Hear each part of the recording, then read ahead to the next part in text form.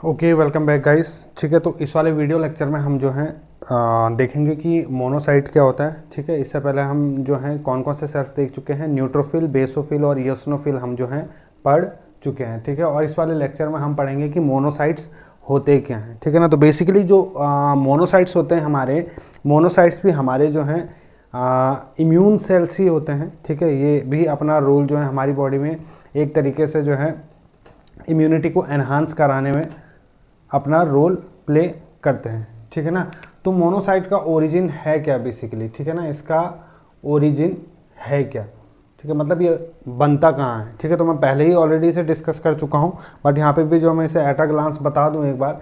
हमारे पास क्या होता है कि जो हमारी बोन मैरो है, ठीक है, बोन मैरो में क्या होता है कि जो हमारी हिमेटोपोइटिक स्टेम सेल्स हैं, हिमेटोपोइटिक स्टेम सेल्स जो हैं इन मोनोसाइट्स को बनाने का काम करती हैं। मतलब यहीं पे जो है ये बनती हैं और यहाँ पर इनकी ट्रेनिंग सब होगी। ठीक है, अब क्या होगा, ये मोनोसाइट्स क्या होंगी जो हैं ये ब्लड में आ जाएंगी। ठीक है ना, ब्लड में कुछ समय रहने के बाद, ठीक है ना, और ब्लड में ही हम इसे क्या कह देते हैं, मोनोसाइट कह देते हैं। और ये तो हमने जान ही लिया कि मोनोसाइट्स हमारी बॉडी में क्या हैं, ये बेसिकली क्या है, इम्यून सेल्स हैं और इम्यूनिटी में अपना रोल प्ले कर रहे हैं। ठीक है ना, नेक्स्ट, तो जब ये ब्लड में आ जाते हैं तो ब्लड में ही हम इसे क्या कह देते हैं, ब्लड में हम इसे कह देते हैं क्या, मोनोसाइट। मोनोसाइट ही कहते हैं हम इसे ब्लड में। ठीक है ना, अभी होता क्या है ब्लड में, ये डिफ्रेंशिएट हो जाता है किस किस में,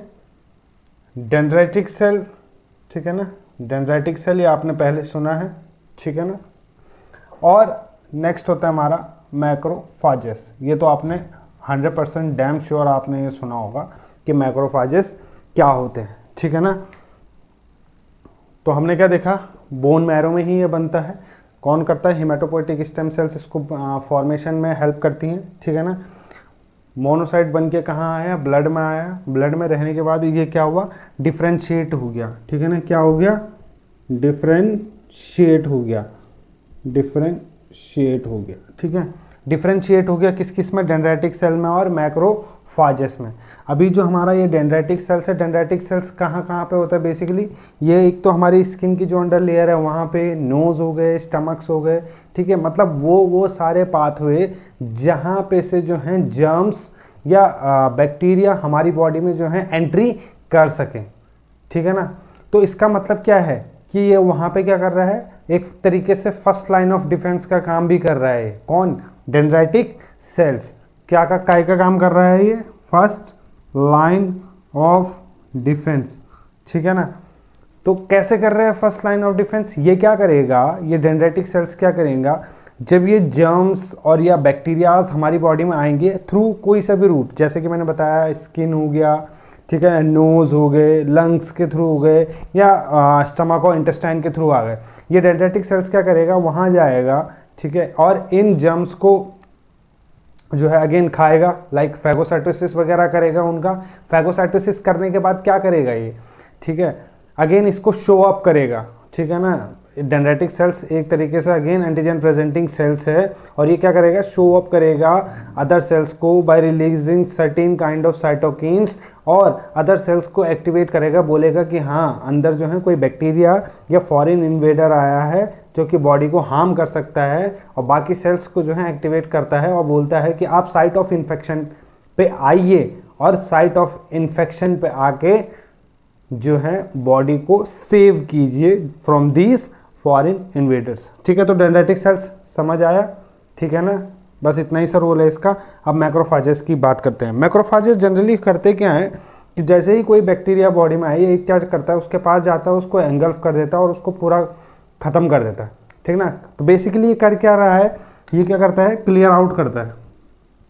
क्या करता है, ये क्लियर आउट करता है जितनी भी अगर डेड सेल्स हैं। ठीक है ना, कोई डेड सेल्स हो गई सपोज, ठीक है ना, भाग रही हैं इधर उधर, या फिर जो है कोई जर्म्स वगैरह आ गए तो। ठीक है, अब अगर तो ये ब्लड में है तो मैंने बता दिया मोनोसाइट्स बोलेंगे हम इसे। अगर ये टिश्यूज़ में चले जाता है इसे हम मैक्रोफाजेस कह देते हैं। ठीक है ना, ऐसे ही जो है ये 8 घंटे तक रहता है ये ब्लड में, ठीक है, ये मैंने यहाँ पे बता दिया वाला पोर्शन 8 घंटे तक ब्लड में रहेगा, उसके बाद डिफ्रेंशिएट हो जाता है डेंड्रिटिक सेल्स और मैक्रोफाजेस में, ठीक है ना।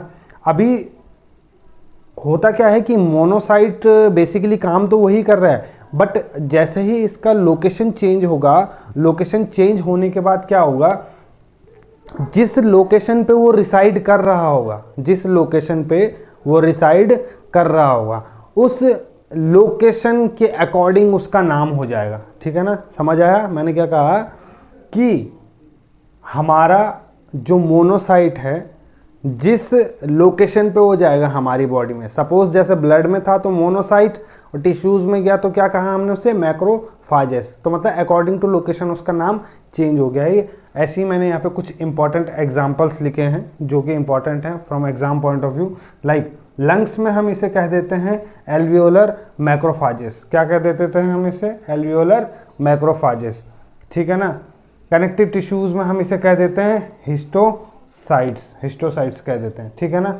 माइक्रोग्लियल सेल्स, ब्रेन में हम इसे क्या कह देते हैं, माइक्रोग्लियल सेल्स। माइक्रोग्लियल सेल्स क्या करता है, अगेन फंक्शनिंग सेम है, बाहर से अगर कोई जर्म्स या बैक्टीरियाज अगर वहां तक पहुंच पाता है तो माइक्रोग्लियल सेल्स क्या करता है, उन्हें क्लीन अप करता है और हमारे ब्रेन को क्या करता है, इन्फेक्ट होने से रोकता है, ठीक है ना। ब्रेन को क्या करता है, इन्फेक्ट होने से रोकता है, और ब्रेन ही हमारी बॉडी में जो है एक इंपॉर्टेंट ऑर्गन है जिसकी वजह से हमारी पूरी फंक्शनिंग चल रही होती है, ठीक है ना। सारे ऑर्गन से लेके, अब चाहे मैं बोल भी रहा हूँ आपके साथ, it's just because of my brain, ठीक है। एंड बोन में हम इन्हें जो है ऑस्टियोक्लास्ट सेल्स कह देते हैं, ठीक है ना। तो नॉर्मली जो ये मोनोसाइट्स होते हैं तो ये रेस्टिंग फेज में रहते हैं, मतलब समझ रहे हो ना, ये चुपचाप रहते हैं, बॉडी में ब्लड में चलते रहते हैं। बट जैसे ही कोई इम्यून रिस्पॉन्स आया, और इम्यून रिस्पॉन्स कब आएगा, इम्यून रिस्पॉन्स तभी आएगा जब हमारी बॉडी में कोई बाहर से कोई फॉरेन इन्वेडर या बैक्टीरिया अंदर की तरफ हमारी बॉडी में आने की कोशिश करेगा, या थ्रू फूड वेक्टर्स किसी के थ्रू भी जो है हमारी बॉडी में एंटर हुआ, ठीक है ना। एंटर होते ही अगर एक किसी सेल्स ने अगर इसे शो कर दिया या बाई चांस से आ गया तो भाई साहब मोनोसाइट्स क्या करेंगे, रेस्टिंग फेज से जो है अपने वर्किंग वाली पोजीशन में आ जाएंगी, ठीक है। एक तो ये अगर इन्फेक्शन जो है हाईएस्ट लेवल का है, ठीक है, जैसे ब्लड में है, अगर सपोज कोई इन्फेक्शन हो गया है, बैक्टीरिया हो गया है और ब्लड में जो है इन्फेक्शन बहुत तगड़ा वाला हो गया, एक तरीके से यूँ कह सकते हैं तगड़ा वाला इन्फेक्शन हो गया है, तो होगा क्या बेसिकली कि हमारी जो ब्लड लाइन थी, ब्लड लाइन में मोनोसाइट ज़्यादा देर तो ठहरती नहीं है, ठीक है ना। मोनोसाइट जो है कुछ टाइम तक क्या होती हैं, ब्लड लाइन में रहती हैं, और ब्लड लाइन में रहने के बाद क्या करती हैं, अपना अपना डिफ्रेंशिएशन करके, लाइक मैंने अभी बताया था, डेंड्राइटिक सेल्स और मैक्रोफाजेस में चले जाती हैं। डेंड्राइटिक सेल्स और मैक्रोफाजेस में जाने के बाद भैया आप डेंड्राइटिक सेल्स की अपनी एक प्रॉपर लोकेशन है, वो जाएगा स्किन, लंग्स, नोज, इनके पास जाके वहाँ पर रिसाइड करने लगेगा, और मैक्रोफाजेस की तो अपनी पोजिशन है, कहाँ, टिश्यूज़ के पास। अब क्या हुआ कि अगर सपोज जो है इन्फेक्शन बड़ा खतरनाक वाला हो जाता है या अपर ग्रेड का हो जाता है, तो उस दौरान क्या होगा कि हमारी जो ब्लड में जो मोनोसाइट्स तो प्रेजेंट हैं, नो डाउट मोनोसाइट्स ब्लड में प्रेजेंट है, ठीक है ना। लेकिन क्या होगा कि बैक्टीरिया मतलब जो हमारी ब्लड में जो है एंटीजेंस बहुत सारे हैं, अब सबके साथ इतने कम मोनोसाइट्स तो टैकल नहीं कर सकते हैं ना। तो उस चीज़ से बचने के लिए होता क्या है कि टिश्यूज़, यानी कि जो हमारे टिश्यूज़ में जो ये monocytes in the form of macrophages present थे, ये उस प्लेस को छोड़ के कहाँ आ जाएंगे, ब्लड लाइन में आ जाएंगे और उन सारे एंटीजन को क्लियर करने में लग जाएंगे। यही कारण होता है, ठीक है ना, यही कारण होता है। मैं इसको रब कर देता हूँ, एक सेकंड, हाँ, आई होप ये समझ आ गया होगा, मैं इसे रब कर देता हूँ, ठीक है। तो हम कहाँ पे थे, ओरिजिन हो चुका है हमारा सब, ठीक है। हाँ, मैंने क्या कहा था, सपोज जो है कोई इन्फेक्शन हो गया है, ठीक है ना, कोई इन्फेक्शन हो गया है, ब्लड में हमारे पास ऑलरेडी क्या है, मोनोसाइट्स प्रेजेंट्स है, ठीक है ना। नॉर्मली हमारी बॉडी में मोनोसाइट्स घूमते रहते हैं, ठीक है, एक नॉर्मल काउंट तो उनका है ही, ठीक है ना, नो डाउट। बट हुआ क्या कि किसी इन्फेक्शन के दौरान ये ब्लड में जो मोनोसाइट थे और इंक्रीज जो वाला इन्फेक्शन है, तो ये मोनोसाइट क्या कर रहे थे कि टैकल तो कर रहे थे एंटीजन के साथ, है ना, एक मोनोसाइट एक एंटीजन, ठीक है। पर अगर एंटीजन बहुत सारे हों, 1000, 2000, 4000, बस एक काउंट के उससे बता रहा हूँ मैं, ठीक है। तो होगा क्या कि जो मैक्रोफाजेस थे, है ना, ये भी क्या करेंगे, ब्लड लाइन में आ जाएंगे, यहाँ ब्लड लाइन में आ जाएंगे ये भी सब, ठीक है।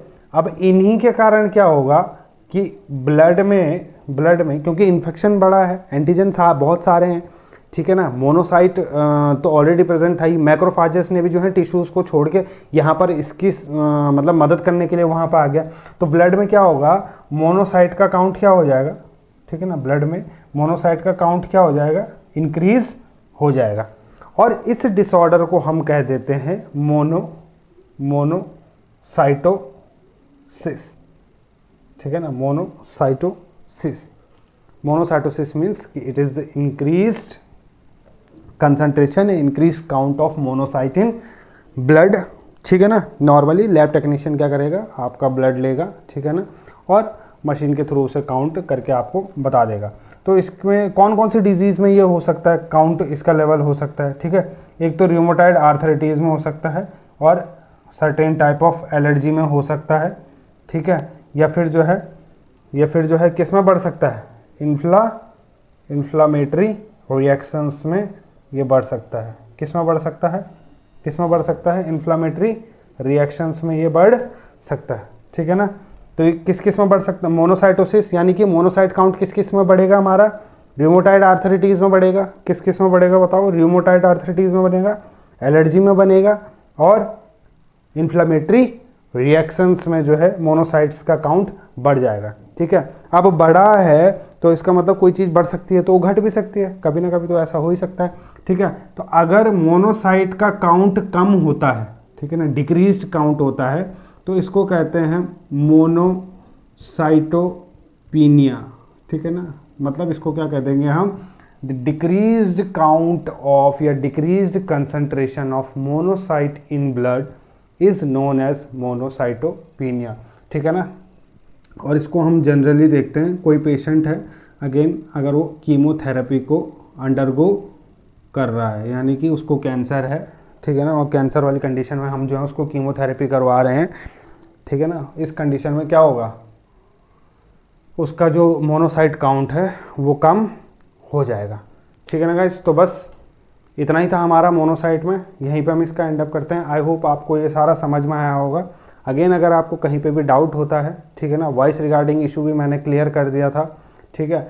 अगर आपको फिर भी कहीं पर डाउट आता है तो आप प्लीज़ कमेंट सेक्शन में मुझे कमेंट करके बताएं, मैं ज़्यादा से ज़्यादा और अच्छा कोशिश करूँगा वीडियो बनाने का, ठीक है, और आप तक सारी इन्फॉर्मेशन पहुँचाने का, ठीक है ना।